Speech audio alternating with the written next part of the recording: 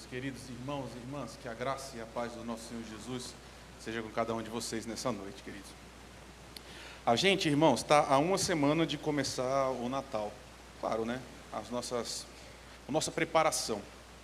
Vão ser daqui, não hoje, do próximo, 4 domingos do Advento, que vão nos preparar para que a gente comemore, irmãos, uma data que é maravilhosa, porque é uma oportunidade para a gente ser relembrado de muita coisa, irmãos. Esse mês todo de preparação que a gente vai passar vai servir para que a gente relembre algumas coisas que no caminho a gente vai deixando de lado. Porque às vezes o dia a dia vai comprimindo a nossa vida a tal ponto que a gente se perde daquela história que é tão velha, mas tão linda, irmãos. O centro do Natal é o nascimento do Messias, de Jesus, que sendo um homem adulto, irmãos, comprou para a gente salvação. Eu estou dizendo isso porque o Natal nos encanta não pela história do bebê, do reizinho que nasceu, mas de Jesus Cristo, o homem, o Messias, que comprou nossa salvação. Por isso que o Natal é importante. Então, antes de levá-los ao Natal, na semana que vem, eu quero hoje relembrar mais uma vez quem era Jesus, o homem, Jesus, o Salvador. A gente vai fazer isso hoje num local muito distante, irmãos, muito a esmo. A gente vai para uma vila chamada Naim. E lá a gente vai ver Jesus num dos seus encontros que frequentemente são esquecidos, mas que nos inspiram, e eu espero que te inspire hoje nessa noite de novo. Lucas, capítulo 7, no versículo 11. Evangelho segundo Lucas, capítulo 7, a partir do verso 11.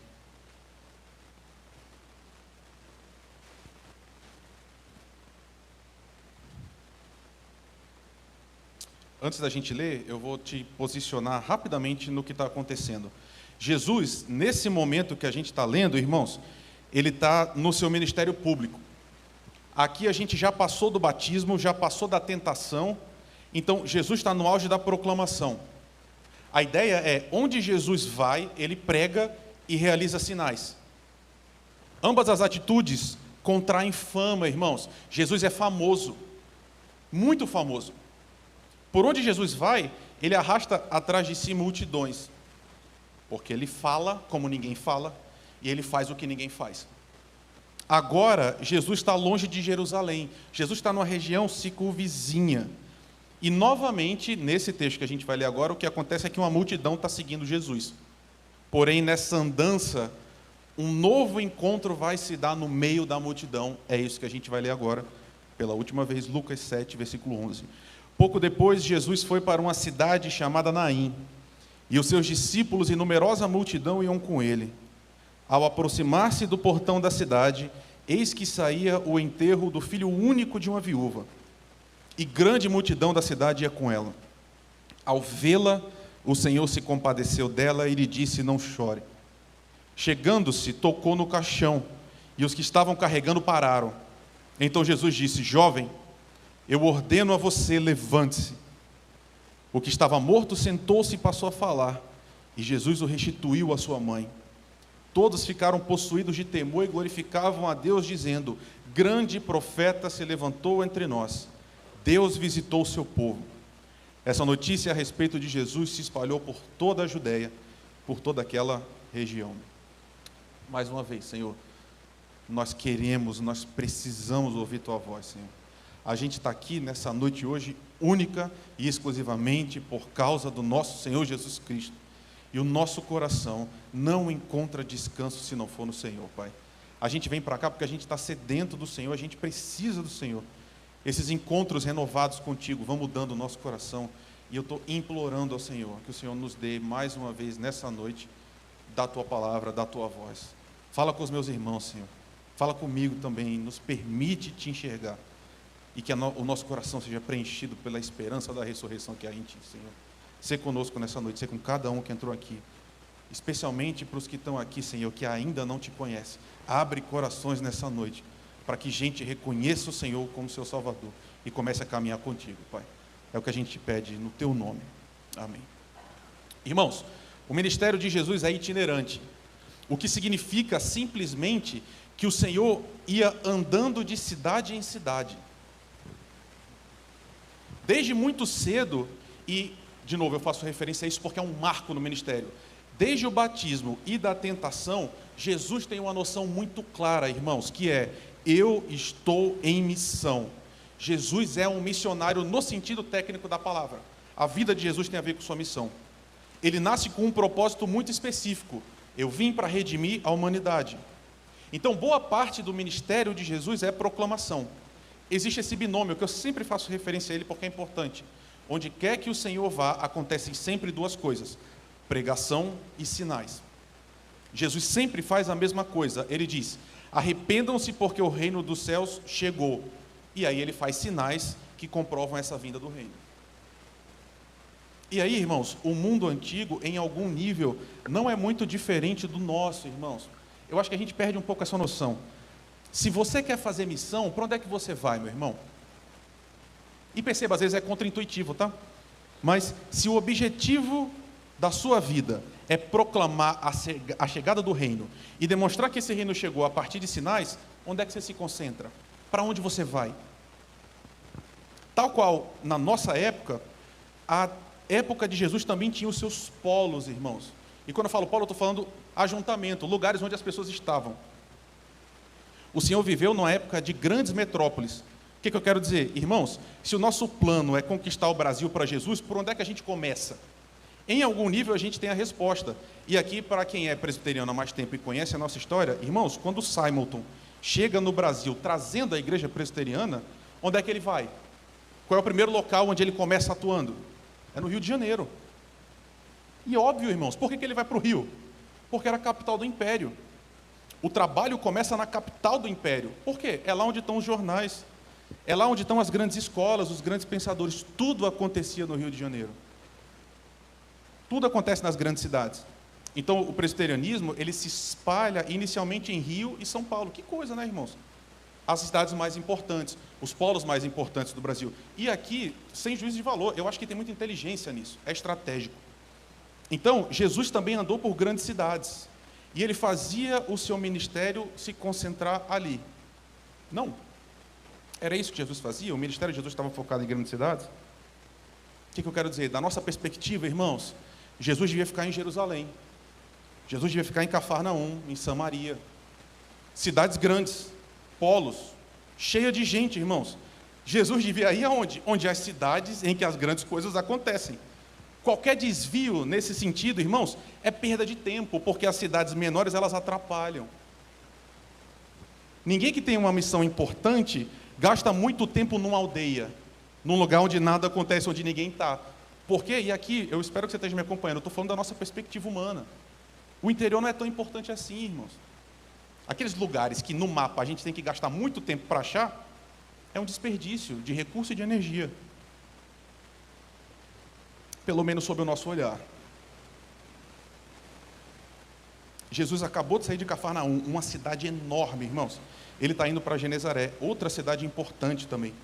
E em breve, daqui a 2 capítulos, Jesus vai começar uma marcha para Jerusalém, a capital, o local mais importante. Ótimo. Então, a gente está olhando e falando: é isso mesmo, Jesus, vai lá, se apressa, é para lá que tem que ir. Só que nesse caminho Jesus chega a Naim, irmãos. E Naim é um desses lugares esquecidos, irmãos, que não tem absolutamente nada, irmãos. Naim tem uma igreja, uma praça, 4 casas, um punhado de gente, e nada acontece. Nada. Naim é um desperdício. Só que Jesus chega até essa vila num dia em que existe uma mobilização total, irmãos. Sendo uma cidade pequena, há um evento que mobiliza todo mundo. A vila inteira está junta, todo mundo está junto, coeso. E isso acontece em algumas ocasiões, irmãos. Eu não sei quantos de vocês vêm de cidades realmente muito pequenas, mas acontece algumas vezes por ano, a cidade toda para. Normalmente acontece em festas.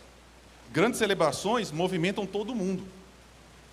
Só que hoje, irmãos, não é um dia de bandeirinha, não é um dia de fogueira, não é um dia de bloquinho, nem tem os enfeites na praça natalina. O som de hoje é muito diferente, irmãos.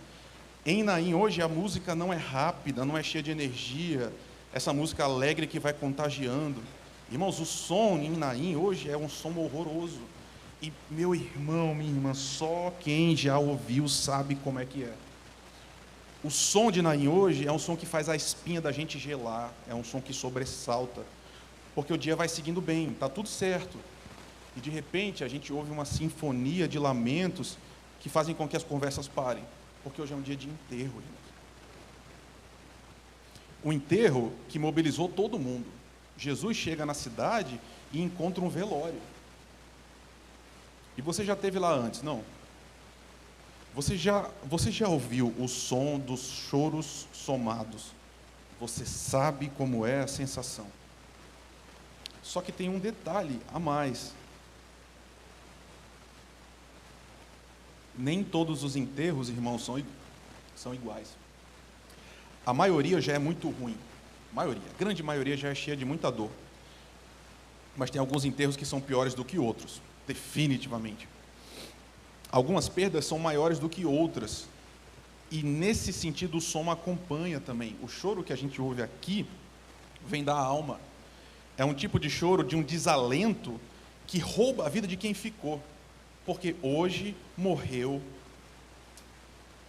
meu irmão, minha irmã, ouça, hoje morreu o filho único de uma viúva. E é difícil a gente imaginar uma situação pior que essa. Porque essa mulher aqui, ela não tem nome. E por que ela não tem nome? Dentre várias explicações, uma que eu acho muito importante é, irmãos, provavelmente essa mulher perdeu a identidade dela quando ela perdeu o marido. Antes ela era fulana, esposa de fulano. Agora ela é a viúva.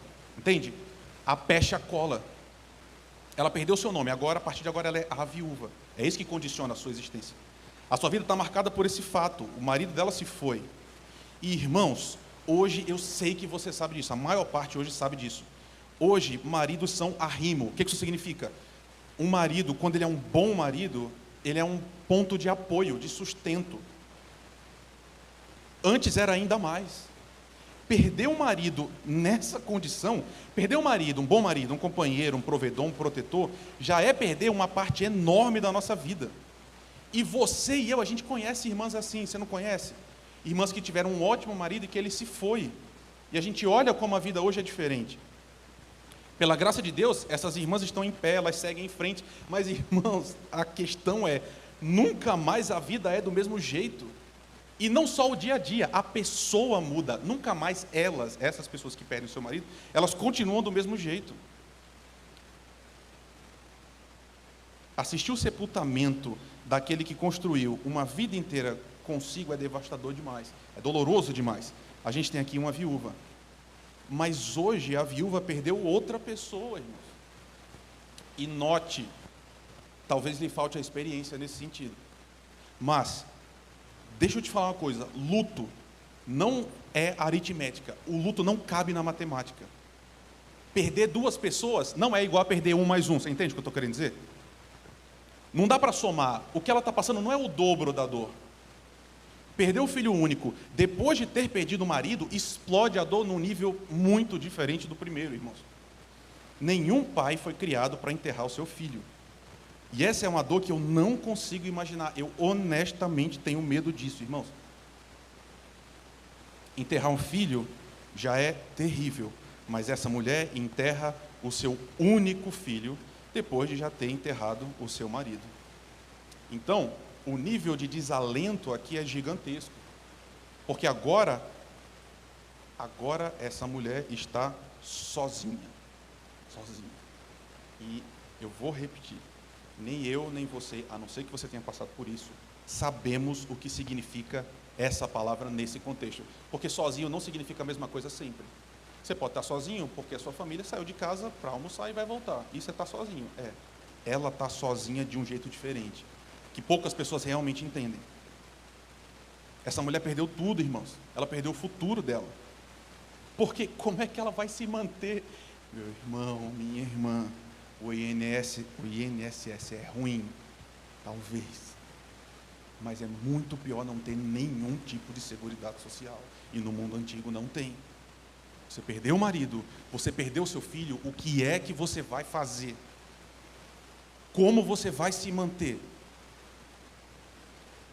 As viúvas, e você mais uma vez sabe disso também, elas estão entre os mais vulneráveis de Israel. Lembra? Deus sempre fala, olhem pelos órfãos, pelos estrangeiros e pelas viúvas. Por quê? Porque ela não pode mais cuidar de si mesma, ela não tem como. Num sentido muito real, a vida dela acabou, irmãos. Tudo dela foi tirado, literalmente não existe amanhã. E é por isso que o choro dessa mulher é diferente. Esse enterro é diferente, irmãos. E existe uma questão ainda importante. Existe um limite real para a empatia. O que eu quero dizer? A gente leu no texto que uma multidão da cidade a acompanha. Num sentido muito real, a comunidade pode até estar querendo diminuir a dor dela e participar da dor dela. As pessoas realmente querem ajudar, querem estar junto. Mas existe algo que é intransponível, que é ninguém consegue entender de fato o que aquela mulher está passando. Porque mesmo que alguém nessa noite vá dormir junto com ela, para ela não ficar sozinha, mesmo que alguém amanhã cozinhe para ela, nada nunca vai ser próximo, porque nunca mais ela vai ter a presença do filho dela, do cheiro do filho dela, da voz, da forma que ele faz as coisas. Essa mulher aqui está caminhando em solidão, mesmo rodeada de muita gente. Ela está no limite daquilo que a gente pode suportar, penso eu, pelo menos. Todo mundo vai voltar para casa e ela vai ficar literalmente sozinha. Silêncio total, solidão total, desespero, irmãos. Essa é a situação que Jesus encontra. Eu não sei se eu estou conseguindo ser claro, mas você está entendendo o que eu estou te dizendo, que Jesus tem coisa importante para fazer? Você entende isso? Jesus tem uma agenda. Jesus está indo para São Paulo, porque vai ter uma conferência que é muito importante. Ele vai inaugurar um templo novo que vai ter lá. Ele vai participar do aniversário de uma igreja. A gente alugou o Allianz, vai ter 60 mil pessoas, vai ter vários cantores diferentes, e Jesus é o pregador principal, ele tem coisa para fazer. Ele está passando por Naim, porque Naim está no meio do caminho. Mas tem coisa enorme para fazer na capital. E aí o texto diz algo inacreditável, pelo menos da minha perspectiva. Incrível. Jesus é muito importante, ele tem muita coisa para fazer, mas tem uma coisa que ele faz antes das coisas importantes que ele tem para fazer, que é o começo do versículo 13. E o texto diz para a gente, pouquíssimas palavras, 3. Ao vê-la. Ao vê-la. No meio do caminho, o que acontece é que Jesus vê essa mulher. No meio do caminho, Jesus vê, irmãos. E essa palavra tem um sentido muito mais profundo, muito mais cortante. Porque o texto não está dizendo que Jesus viu essa mulher como a gente vê pessoas passando por a gente no metrô, por exemplo. Ou se você está dentro de um carro, ele não viu aquela mulher como você vê os carros e motos passando por você. Não é um relanceio do olhar. O texto está dizendo que Jesus enxerga tudo isso que a gente conversou antes. Jesus vê a dor dessa mulher que perdeu tudo. Jesus consegue ver a noite sem sono que ela vai ter ainda hoje. Ele vê a falta do filho que era a consolação dela, depois dela já ter perdido o marido. Jesus enxerga as lágrimas que essa mulher ainda vai derramar na madrugada, irmão. Você está entendendo o que eu estou te dizendo? Jesus vê aquela mulher sem nome, naquela cidade esquecida. Ele a vê como uma pessoa única. Ele enxerga a dor dessa mulher, ele percebe, e o texto diz para a gente que Jesus se compadeceu dela, o que é uma forma muito menor de dizer o que realmente aconteceu. Porque, de novo, a gente tem uma limitação enorme com grego e português. A gente não tem uma palavra no português que diga o que está dito, mas no grego, a palavra usada, olha que coisa inacreditável, tem a ver na sua raiz. A raiz da palavra de se compadeceu tem a ver com as entranhas.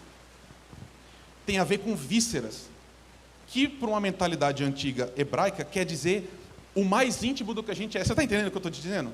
O texto está dizendo que quando Jesus vê aquela mulher e vê a dor, o ser dele inteiro, aquilo mais interno, se move em direção a ela, irmãos. Jesus passa por uma revolução emocional, real. O Senhor está participando da dor dessa mulher como se fosse sua, irmãos.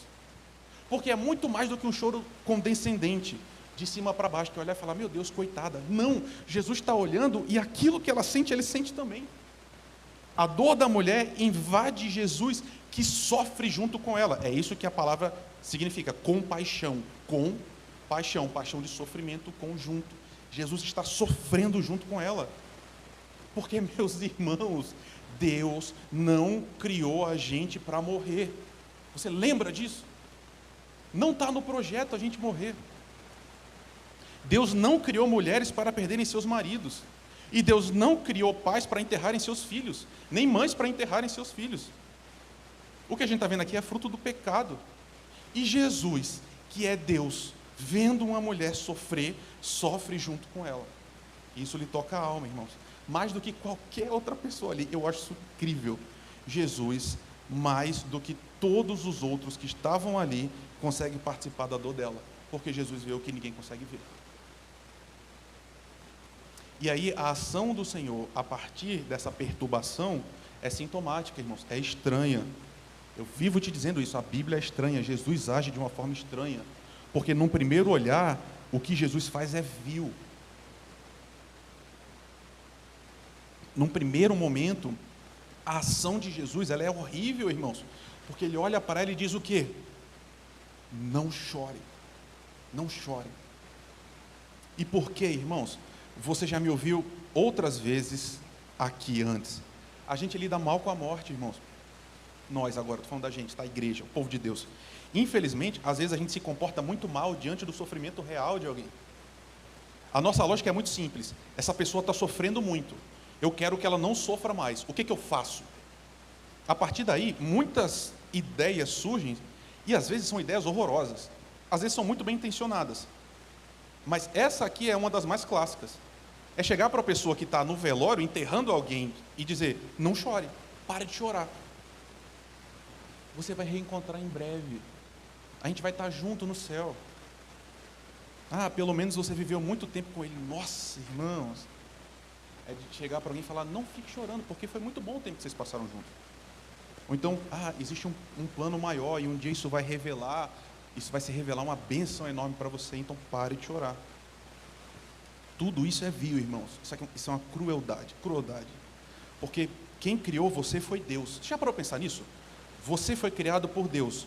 Deus criou todo o sistema do seu corpo para que você produza lágrimas? Sim ou não?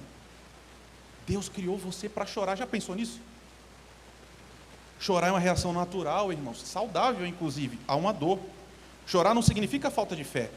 Chorar não significa fragilidade, nem desespero. Nem sempre, pelo menos. Chorar significa que a gente é humano. E humanos que nós somos, a gente sofre. E aí, quando a dor é demais, chorar é uma forma da gente elaborar aquilo que a gente não consegue compreender. Pelo amor de Deus, deixe quem está triste chorar. Você, meu irmão, minha irmã, deixe quem está triste chorar. Porque se você lembra junto comigo, Eclesiastes nos diz isso, tem tempo para a gente sorrir, não tem? E também tem tempo para chorar. Então chore. E deixe que os outros chorem também. Deixe que os que sofrem derramem sua alma e lavem sua dor. Então chore. E às vezes, falar isso, não chore, é puro egoísmo, irmãos. Sabe por quê? Porque às vezes, quando você fala isso para outra pessoa, você não está preocupado com ela, você está preocupado com você. Porque você não consegue suportar a dor dos outros. Porque é constrangedor, é ruim. Estar na presença de uma família enlutada é horrível, é difícil. E aí, porque você está muito incomodado, você está desesperado tentando conter as lágrimas. Porque você não suporta as lágrimas, porque você não aguenta. É por isso que esse ato de Jesus é tão chocante, irmãos. Porque chorar era exatamente aquilo que essa mulher precisava fazer.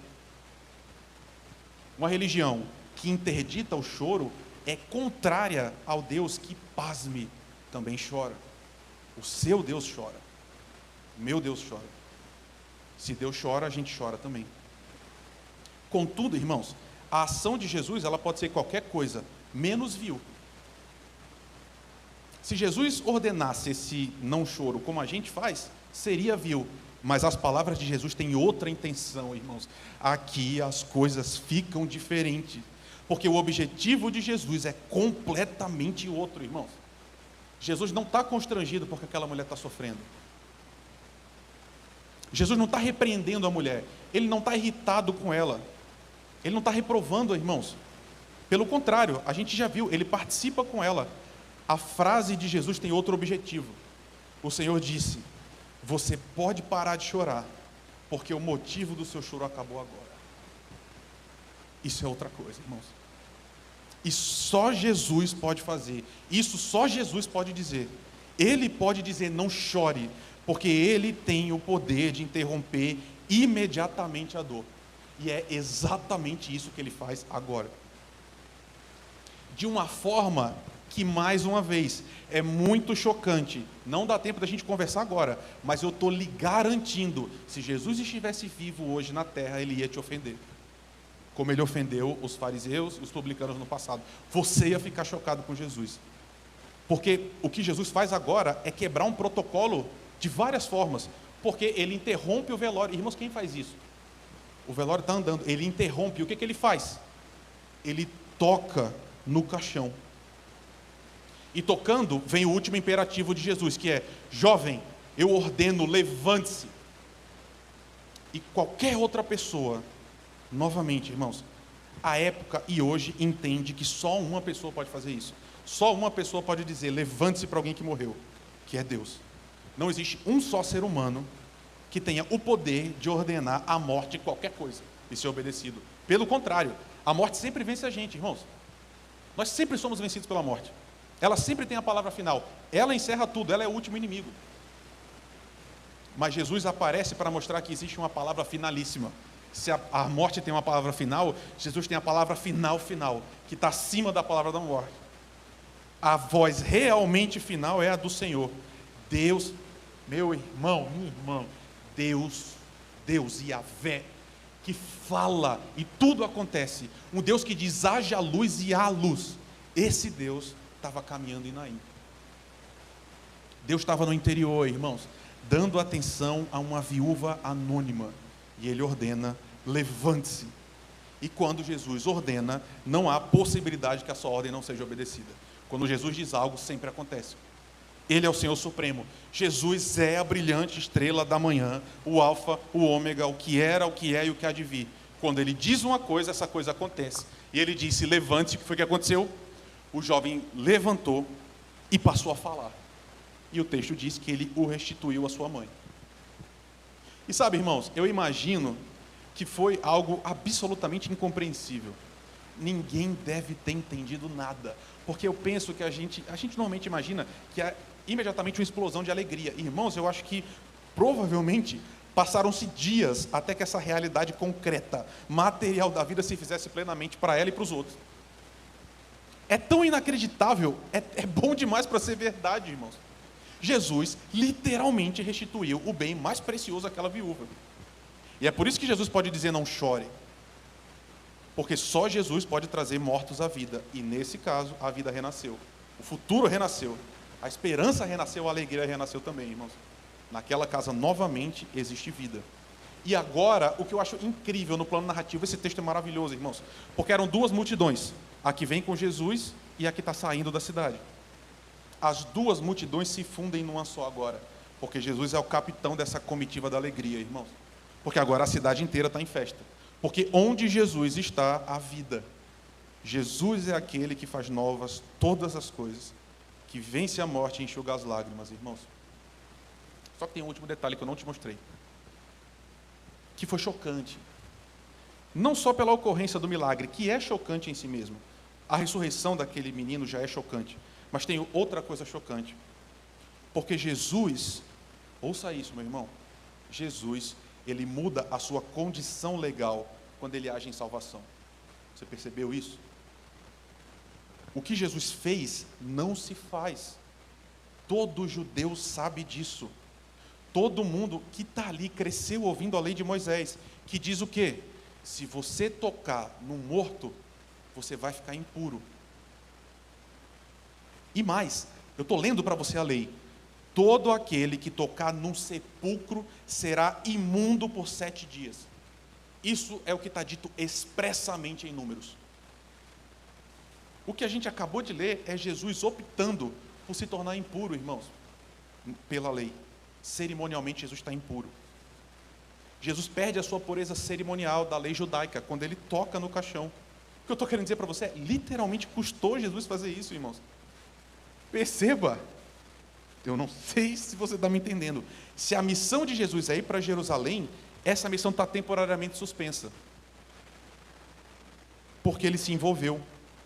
Ele literalmente saiu dessa cena cerimonialmente impuro. E ele vai precisar de 7 dias para se purificar. De acordo com a lei, Jesus se torna imundo, irmãos. Por quê? Por que Jesus fez isso? E você sabe a resposta. Porque para Jesus, o choro de uma viúva que enterra o seu filho é muito mais importante do que a manutenção do seu status religioso. Se tornar imundo é menos importante do que permitir que aquela mulher, que é tão facilmente ignorável, uma mulher qualquer do interior, fosse dormir na sua própria morte hoje. Jesus, quando ele se torna impuro, ele resgata aquela mulher do inferno que ela vai viver, que ela ia viver, pelos próximos dias. E ele está restaurando a alegria dela. E agora, ela não é mais a viúva que enterra o filho único. Ela é novamente uma mãe com seu filho vivo, restaurado. A questão hoje,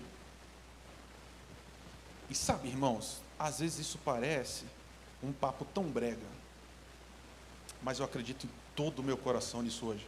Eu acho que hoje pode ter várias viúvas de Naim aqui hoje, nessa noite.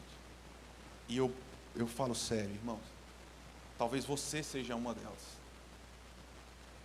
Talvez você está aqui com o seu coração moído, destruído, com uma dor invisível que ninguém mais sente. Talvez você tenha perdido a esperança, porque supostamente e aparentemente tudo chegou no final.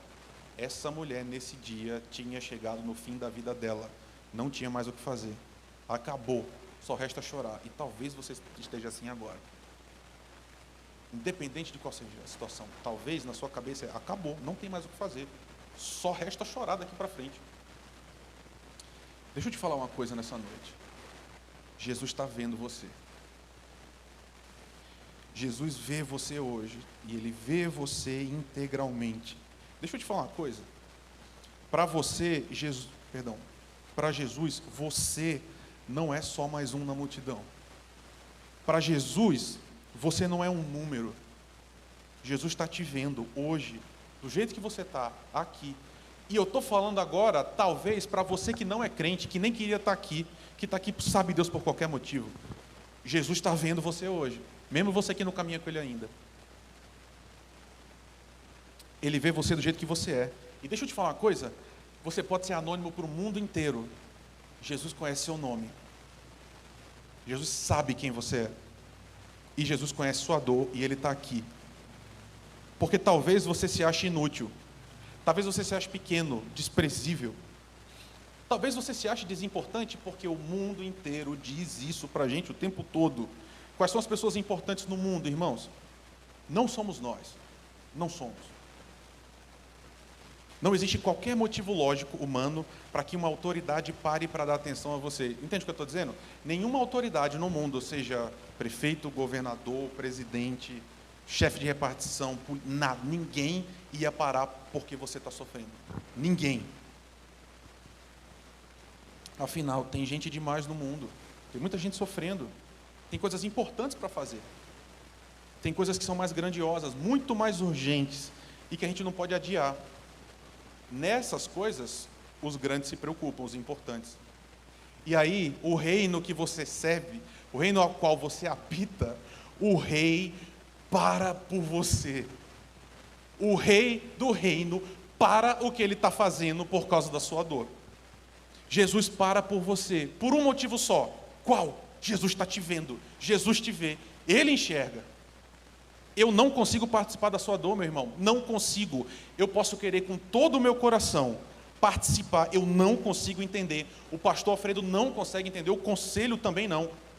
Talvez ninguém consiga entender. Talvez o seu peito hoje seja só lágrima, seja só vazio, só desalento. Talvez você tenha tentado falar com as pessoas o quanto dói. E você sente, inclusive, que está incomodando as pessoas, porque as pessoas estão cansadas de ouvir o que você está falando. Deixa eu te dizer uma coisa, Jesus está aqui hoje, essa noite, e Ele enxerga você, meu irmão. O Senhor vê sua dor, e Jesus realmente entende. E o Senhor se compadece com você. A sua dor é importante para Jesus, mesmo que você seja sem nome para o mundo. A gente serve a um Deus, irmãos, que se compadece dos que sofrem. E que nos chama também para ser uma igreja compassiva. Eu não posso resolver sua dor, não posso, mas eu sei alguém que pode, e eu estou tentando nessa noite te levar para Ele.